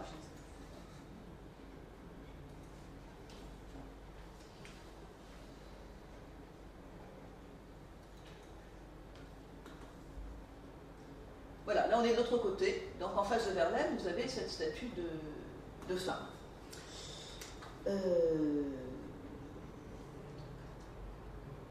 Non, j'en ai une dans la commune.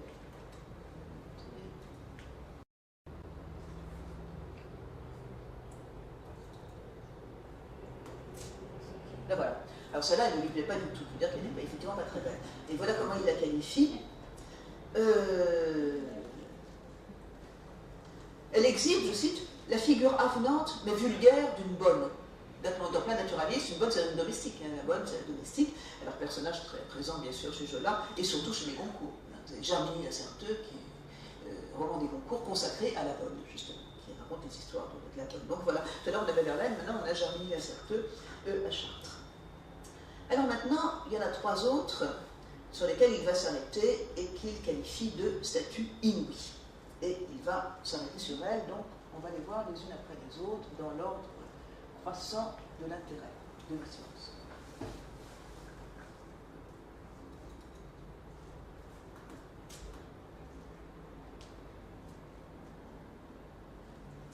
Alors c'est tout d'abord celle-ci, celle que vous avez à gauche.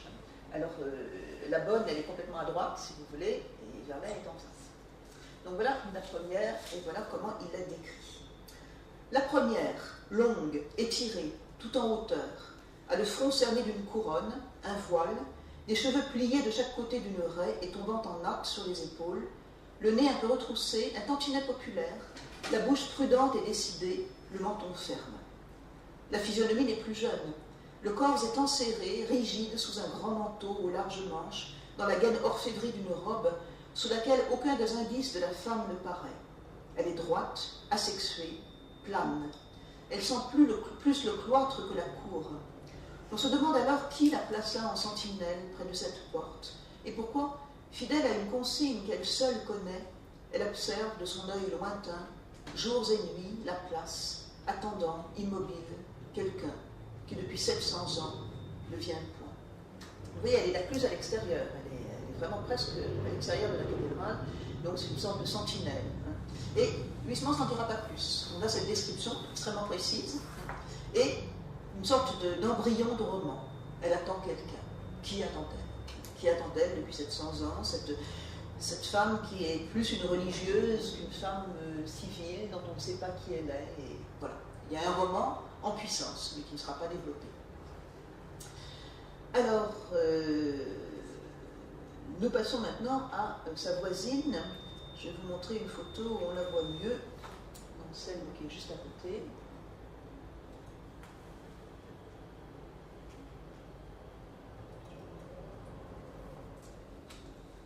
Voilà, c'est celle qui a les longues nattes, c'est celle qui est là. C'est la première qu'on a vue tout à l'heure, c'est la première à gauche maintenant, c'est la deuxième. Non, attendez, c'est 261, c'est ça. La seconde statue représente encore une femme de monarque portant un livre. Celle-là est plus jeune, elle n'a ni manteau ni voile, les seins sont remontés, moulés dans un étroit corsage, très tiré, ajusté tel qu'un linge mouillé sur le buste, ondulante en plus menu, en ride, un corsage pareil au roc carolingien. Alors le roc, c'est une sorte de juste au corps d'époque carolingienne, de l'époque de Charlemagne, s'agrafant sur le côté. Elle a les cheveux couchés en deux bandeaux sur le front, couvrant les oreilles, descendant en tresses enrubannées, se terminant en mèches de fouet. Donc oui, d'après la description, il faut vous dire que ça s'adresse à un public qui ne voit pas la cathédrale et qui, quelqu'un qui saurait dessiner serait capable en fait de quasiment représenter la statue avec la description.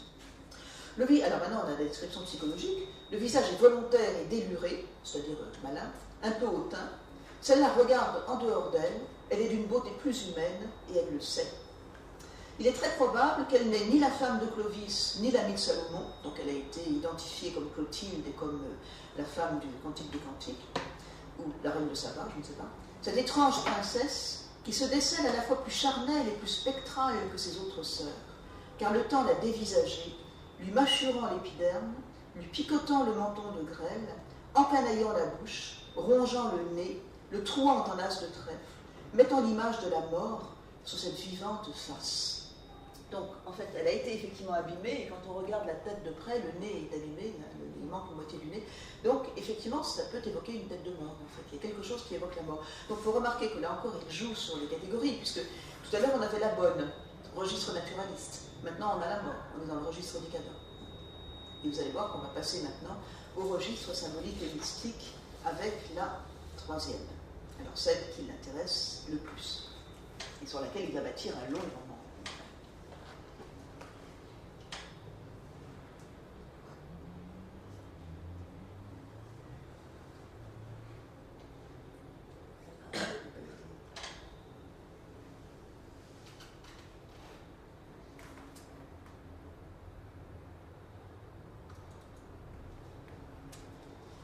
Là voilà.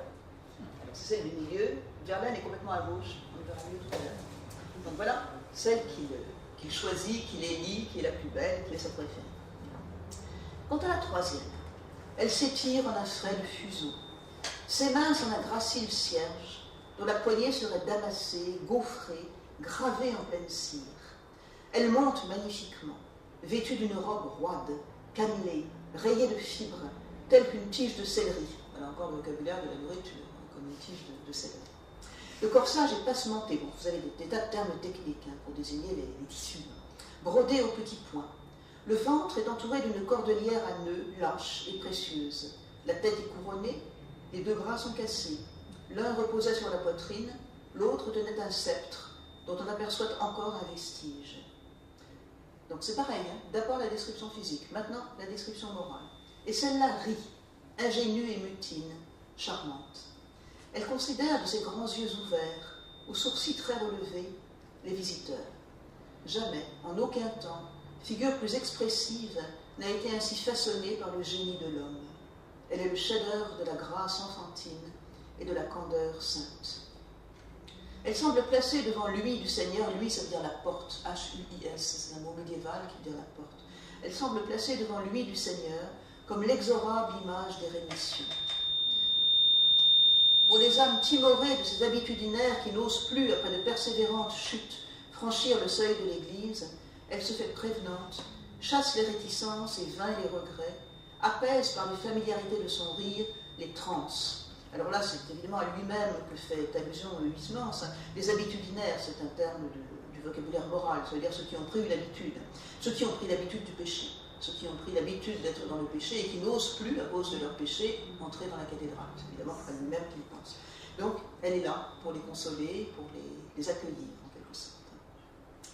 Donc, en fait, il va lui consacrer beaucoup de pages. Alors, il laisse là encore de côté les hypothèses des archéologues. Elle a été assimilée à une reine de France, qu'on appelle Berthe au grand pied. Mais non, ça n'intéresse pas. En réalité, elle est la véritable héroïne de son roman.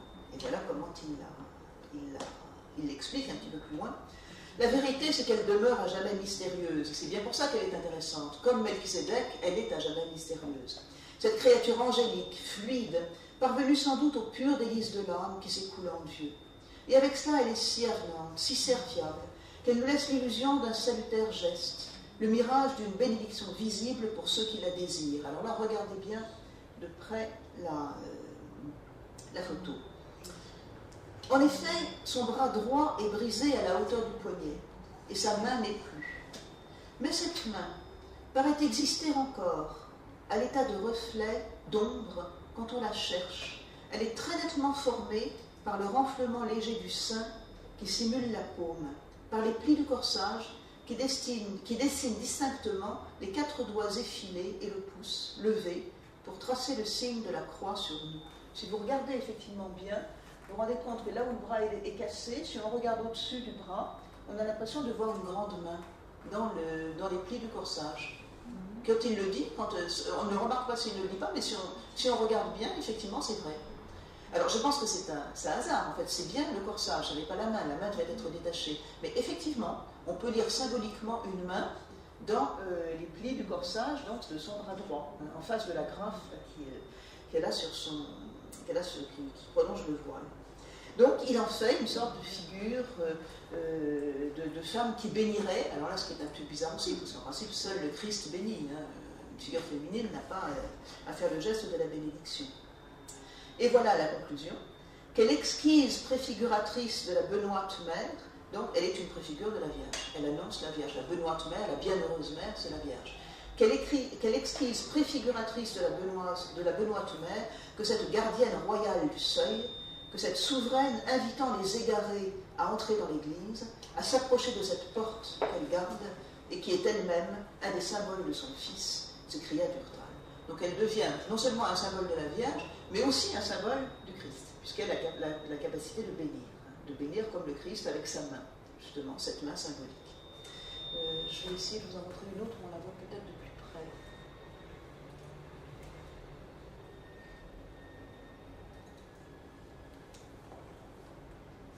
Non, on la voit de plus loin.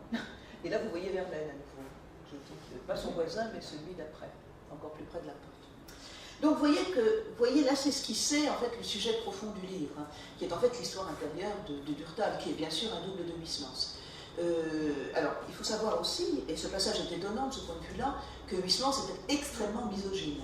Et la manière dont il représente les femmes dans ses livres antérieurs n'est pas très flattrice pour nous, c'est moins qu'on en puisse dire.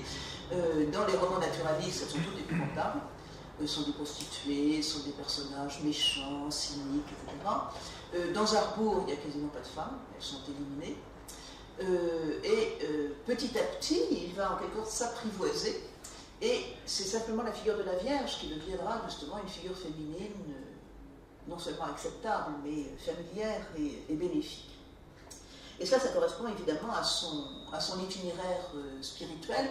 Il faut savoir que Huysmans s'est converti véritablement, ça on le sait, je vais vous dire pourquoi dans une minute, il s'est converti dans un des lieux où la Vierge est apparue en France. Alors le plus célèbre c'est Lourdes, il ne s'est pas converti à Lourdes, il s'est converti dans un autre sanctuaire marial en France qui s'appelle La Salette, qui est beaucoup moins connu, qui se trouve dans les Alpes. Lourdes c'est dans les Pyrénées, La Salette c'est dans les Alpes, entre Grenoble et Gap, et c'est un lieu qui est presque le contraire de Lourdes. Lourdes c'est une plaine, La Salette c'est à 1800 mètres d'altitude, et c'est un lieu très difficilement accessible au XIXe siècle. Encore aujourd'hui, j'y suis allée plusieurs fois, mais il y a une petite route extrêmement étroite et dangereuse, et au XIXe siècle on montait à Dodane, c'est-à-dire qu'on arrivait par le train à Grenoble, ensuite on prenait une diligence pour aller jusqu'à un village, et du village ensuite on montait à Dodane avec un précipice de chaque côté.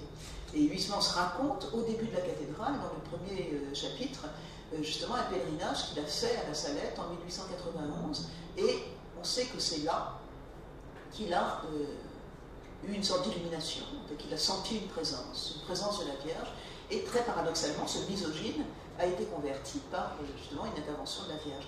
Alors on le sait, il ne dit pas dans la cathédrale, il ne parle pas de sa conversion, mais en fait, après avoir écrit Là-bas, qui est un roman satanique, qui va très loin, puisqu'il raconte une messe noire, enfin c'est un roman horrible, il a voulu écrire un roman qui s'appelle Là-haut, qui soit le contraire de Là-bas, et dans lequel il raconte sa conversion.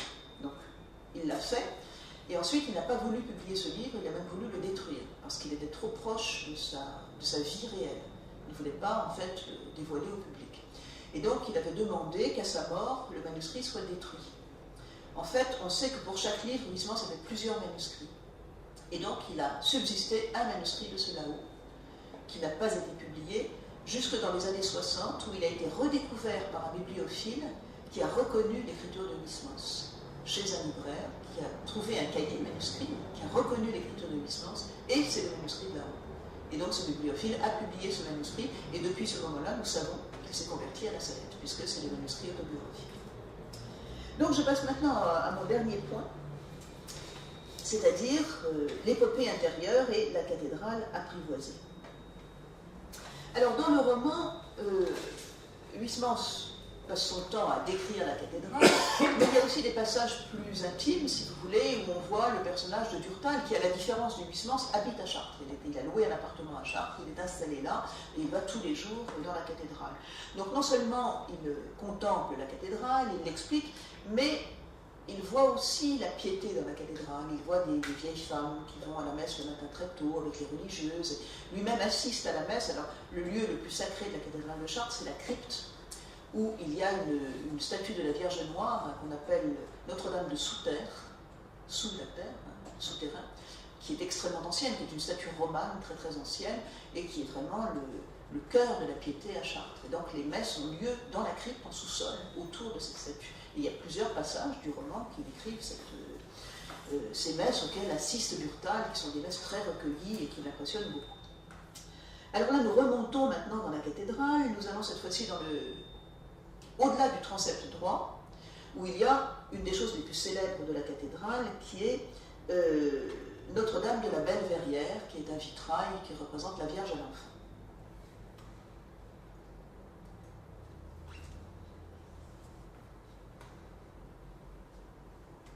C'est moi qui ai pris les photos, mais elles ne sont pas très bonnes parce qu'il y avait un reflet. Vous voyez, malheureusement, il y avait le soleil derrière, donc j'ai rien pu faire de mieux.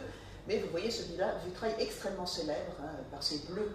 On dit le bleu de Chartres, d'ailleurs. Hein. Le bleu de Chartres, c'est le bleu de ces vitraux, qui représente donc la Vierge trônant avec l'enfant Jésus.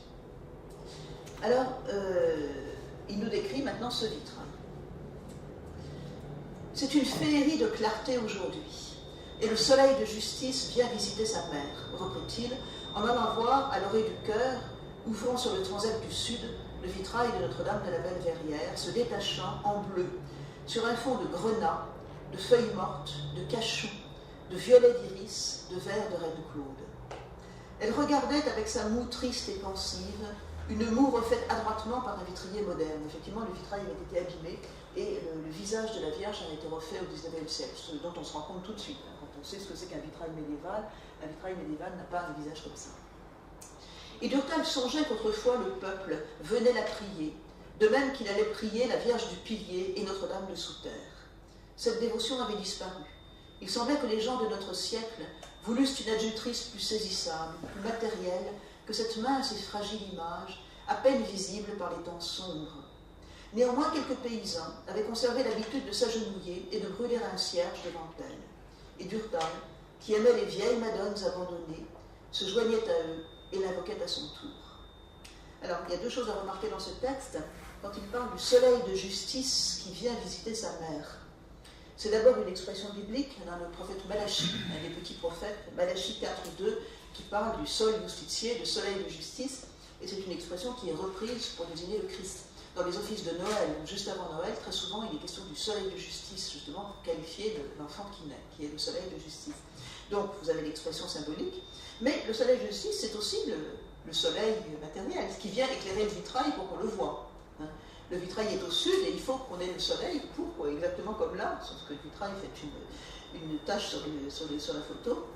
Mais donc le soleil de justice, c'est à la fois les deux. Hein. C'est le soleil, la féerie de clarté aujourd'hui, donc le soleil en plein sud qui éclaire le vitrail et qui fait qu'on le voit bien, et évidemment l'expression biblique qui devient symbolique.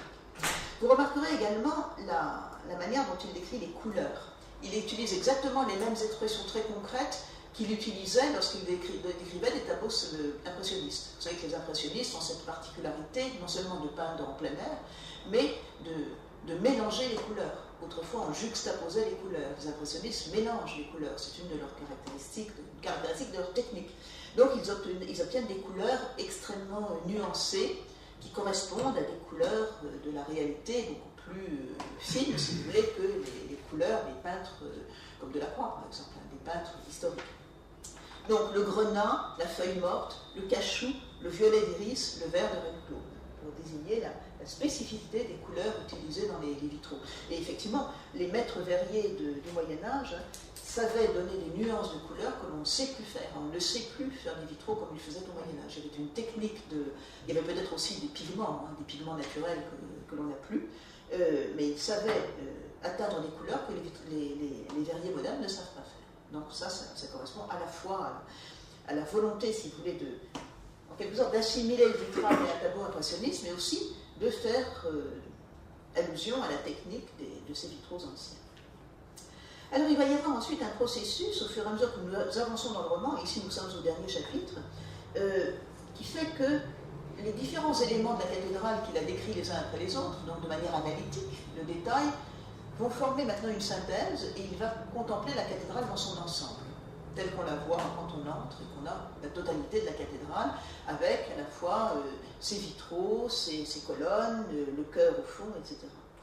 Et en fait, la cathédrale, petit à petit, va s'assimiler à la Vierge, c'est-à-dire qu'elle va devenir dans son ensemble une figure immense de la Vierge.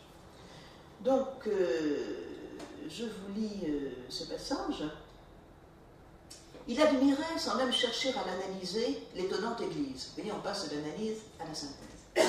Dans le mystère de son ombre brouillée par la fumée des pluies, elle montait, de plus en plus claire, à mesure qu'elle s'élevait dans le ciel blanc de ses nefs, s'exaucant comme l'âme qui s'épure dans une ascension de clarté lorsqu'elle ravit les voies de la vie mystique. Bon, effectivement, ce qui frappe dans une cathédrale gothique, beaucoup plus que dans une église baroque, comme vous en avez beaucoup ici, qui sont magnifiques par ailleurs pour d'autres raisons, c'est l'élévation. Ce qu'on voit dans une église gothique, c'est la hauteur, c'est ce qui frappe immédiatement quand on entre. Les colonnes à côté filaient en de minces faisceaux, en de fines gerbes, si frêles qu'on s'attendait à les voir plier au moindre souffle. Cette basilique, pour dire cathédrale, elle était le suprême effort de la matière cherchant à s'alléger. Elle se spiritualisait, se faisait toute âme, toute prière, lorsqu'elle s'élançait vers le Seigneur pour le rejoindre. Vous voyez qu'elle est personnifiée, la cathédrale est ici personnifiée. Légère et gracile, presque impondérable, elle était l'expression la plus séraphique de la beauté qui s'évade de sa gangue terrestre, de la beauté qui se séraphise. Elle était grêle et pâle, comme les vierges de Roger van der Weyden, qui sont si filiformes, si fluettes, qu'elles s'envoleraient si elles n'étaient en quelque sorte retenues ici-bas par le poids de leur brocart et de leur traîne. Donc les vierges de Roger van der Weyden, qui est un peintre flamand du Moyen-Âge, du XIVe siècle, très admiré de Huysmans, qui en fait l'éloge dans En route, le roman précédent, et qui lui-même se flattait d'avoir une ascendance de peintre flamand. Son père lui-même était peintre, son grand-père était peintre, et Huysmans rêve qu'il descend justement de ces grands peintres flamands du Moyen-Âge. C'était la même conception mystique d'un corps fuselé, tout en longueur, et d'une âme ardente, qui, ne pouvant se débarrasser complètement de ce corps, tentait de l'épurer en le réduisant, en l'amenuisant, en le rendant presque fluide. Donc là, il y a un paradoxe profond, cette cathédrale qui est quand même très massive, cette cathédrale de pierre, elle se fluidifie, elle devient justement quelque chose de totalement spirituel. En somme, avec la teinte de ses pierres et de ses vitres, Notre-Dame de Chartres était une blonde aux yeux bleus. Elle se personnifiait en une sorte de fée pâle, en une vierge mince et longue, aux grands yeux d'azur, ouverts dans les paupières en clarté de ses roses. Vous voyez, la personnification s'achève, la cathédrale devient une sorte de vierge incarnée, une blonde aux yeux bleus. Alors là, évidemment, je ne peux pas vous donner de photographie pour illustrer cela. Je vous en proposerai une dernière, quand même, vraiment, à la fin du roman, l'assimilation de la cathédrale à la Vierge est complète. Et cela va correspondre au frontispice qui illustre...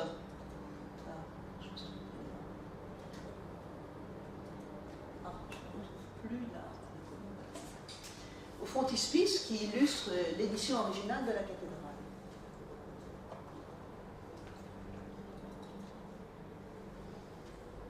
Donc là, vous voyez, c'est l'édition originale, je ne l'ai pas, malheureusement, parce qu'elle coûte extrêmement cher.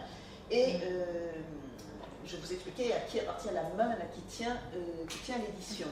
Oui, on remarquerait sur la page de droite qu'il y a une dédicace en latin à un prêtre qui était le directeur de conscience de Huysmans à cette époque-là et qui venait de mourir, là, de Ferret, qui était curé, qui était vicaire à Saint-Sulpice à Paris, et auquel Huysmans vouait une très grande affection et une très grande reconnaissance. Donc, un livre, quand il paraît, a toujours, vous savez, plusieurs présentations, il y a toujours une édition originale illustrée, tirée à un petit nombre d'exemplaires, puis ensuite il y a des éditions sur différentes sortes de papiers, plus ou moins précieux, numérotés, puis après il y a des éditions ordinaires.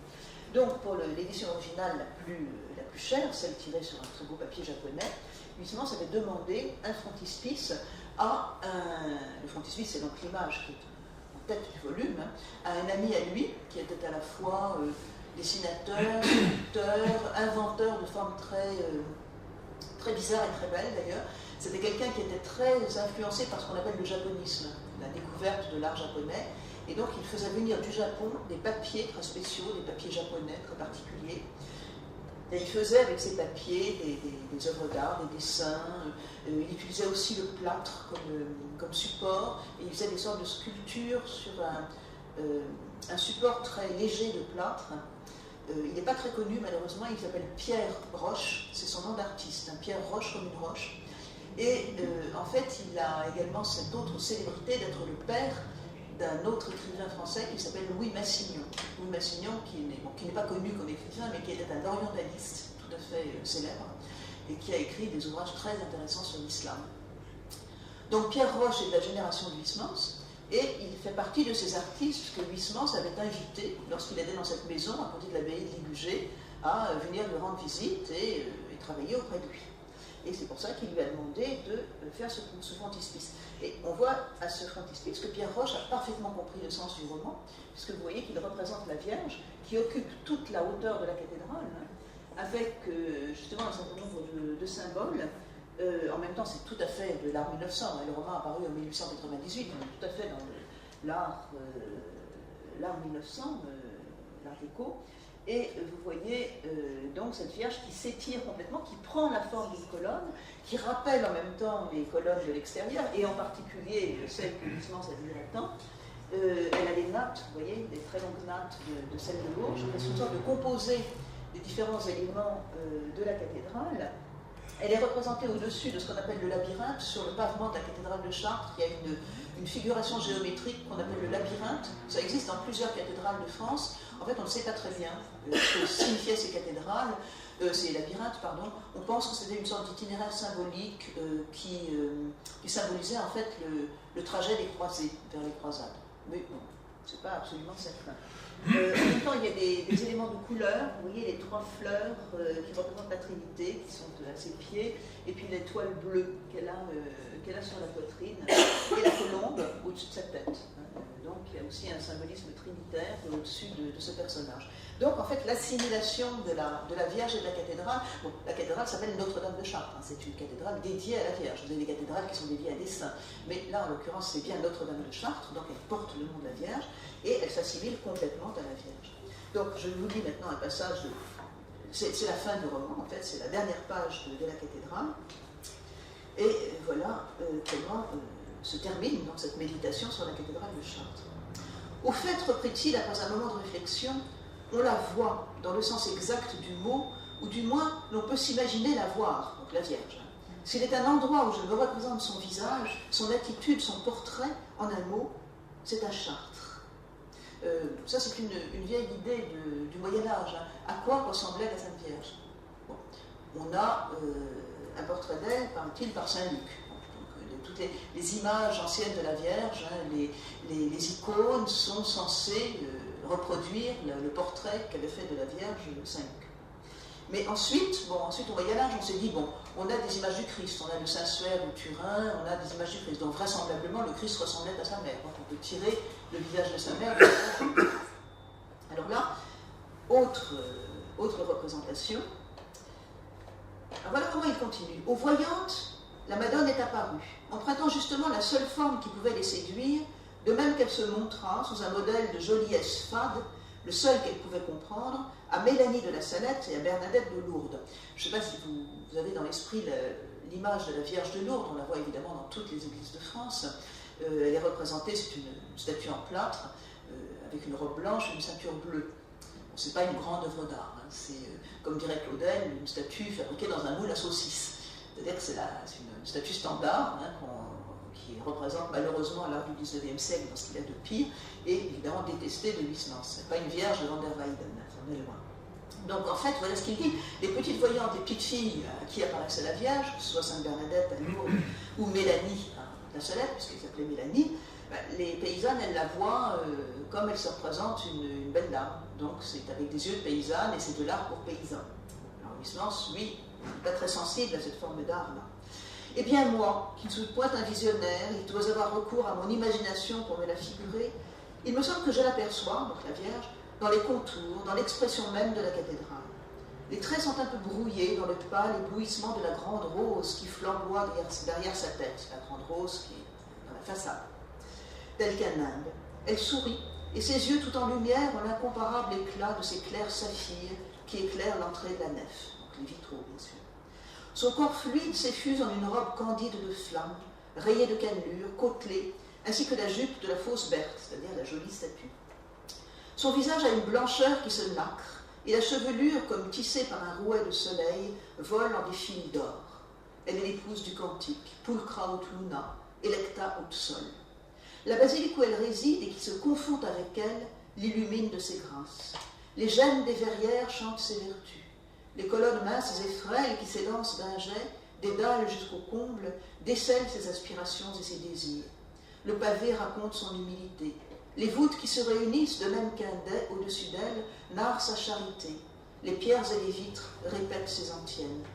Et il n'est pas jusqu'à l'aspect belliqueux de quelques détails du sanctuaire, jusqu'à cette tournure chevaleresque rappelant les croisades, avec les lames d'épée et les boucliers des fenêtres et des roses, avec le dernier chapitre renvoie au premier, le casque des ogives, les cottes de mailles du clocher vieux, les treillis de fer de certains carreaux, qui n'évoquent le souvenir du capitule de Prime et l'antienne de l'Aude de son petit office, qui ne traduisent le terribilis ut castrorum acies ordinata, qui ne relate cette privauté qu'elle possède quand elle le veut, d'être ainsi qu'une armée rangée en bataille, terrible, citation du Cantique des Cantiques. Le capitule de Prime et l'antienne de l'Aude de son petit office, ce sont des offices monastiques.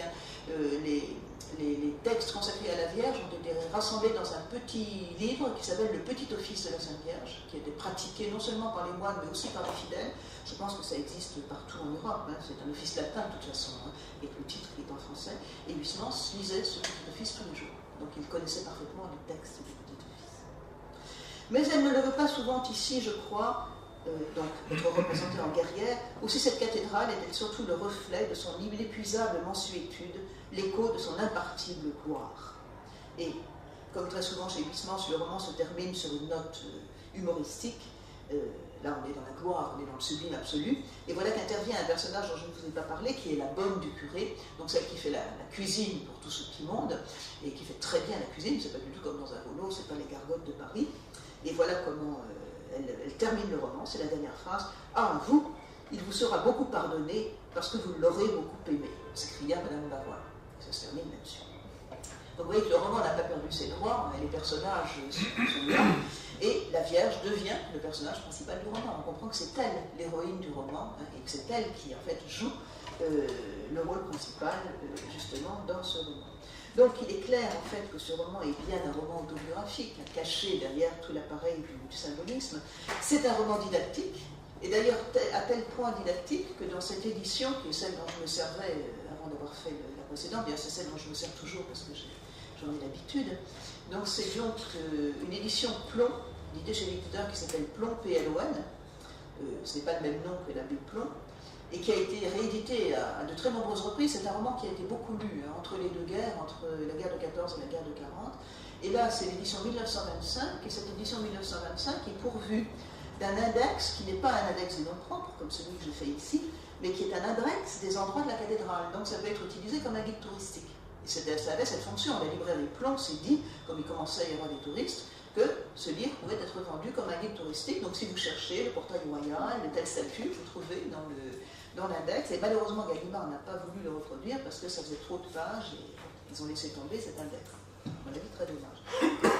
Donc que le livre soit didactique, ça ne fait aucun doute. Hein. Il est fait pour enseigner le sens des différents éléments de la cathédrale de Chartres. Il est aussi et surtout herméneutique, c'est-à-dire qu'il cherche un sens caché derrière les statues. Il a pour fonction de réhabiliter le sens symbolique, hein, le sens de la lecture symbolique de l'Ancien Testament qui annonce le Nouveau. Et évidemment, il est aussi un exercice d'écriture. Hein. Vous aurez vu que Huysmans fait constamment des effets de style, il va chercher des mots anciens, des mots techniques qui sont toujours parfaitement exacts. Quand il utilise un mot exact, un mot technique qui relève de l'artisanat, par exemple, vous pouvez toujours vérifier, c'est toujours d'une exactitude parfaite. Hein. Là, il a vraiment son réflexe naturaliste, hein, d'écrire de manière parfaitement précise et exacte.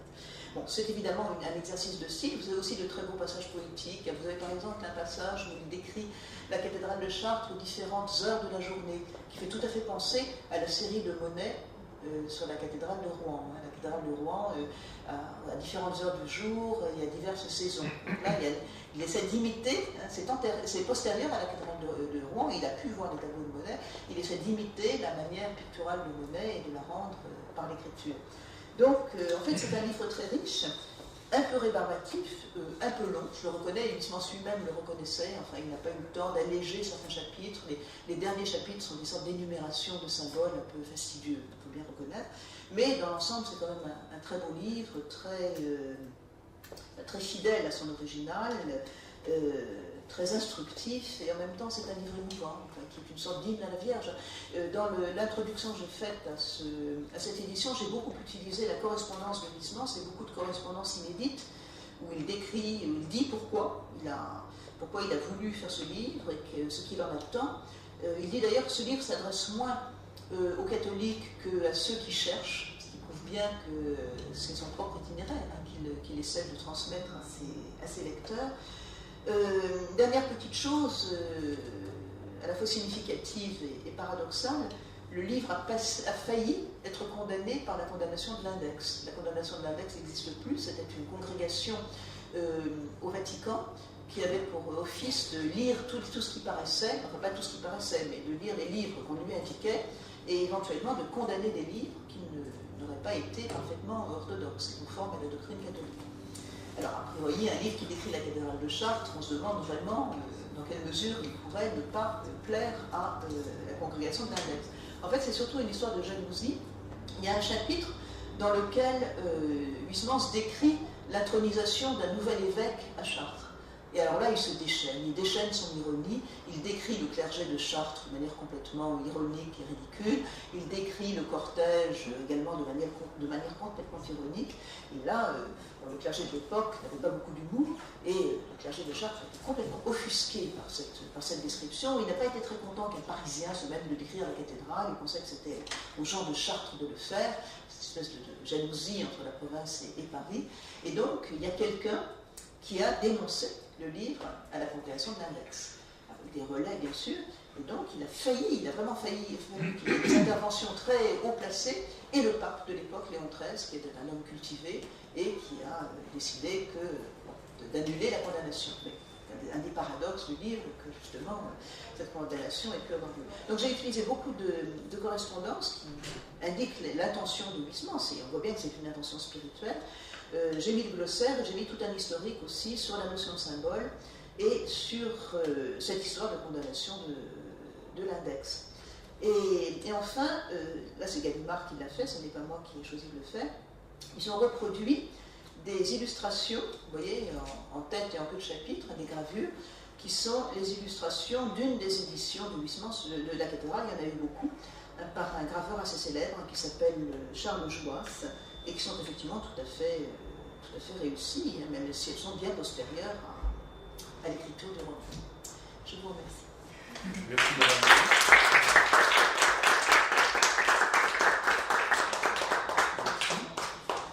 Est-ce qu'il y a des questions dans la classe? Donc, je proposerai là un petit commentaire.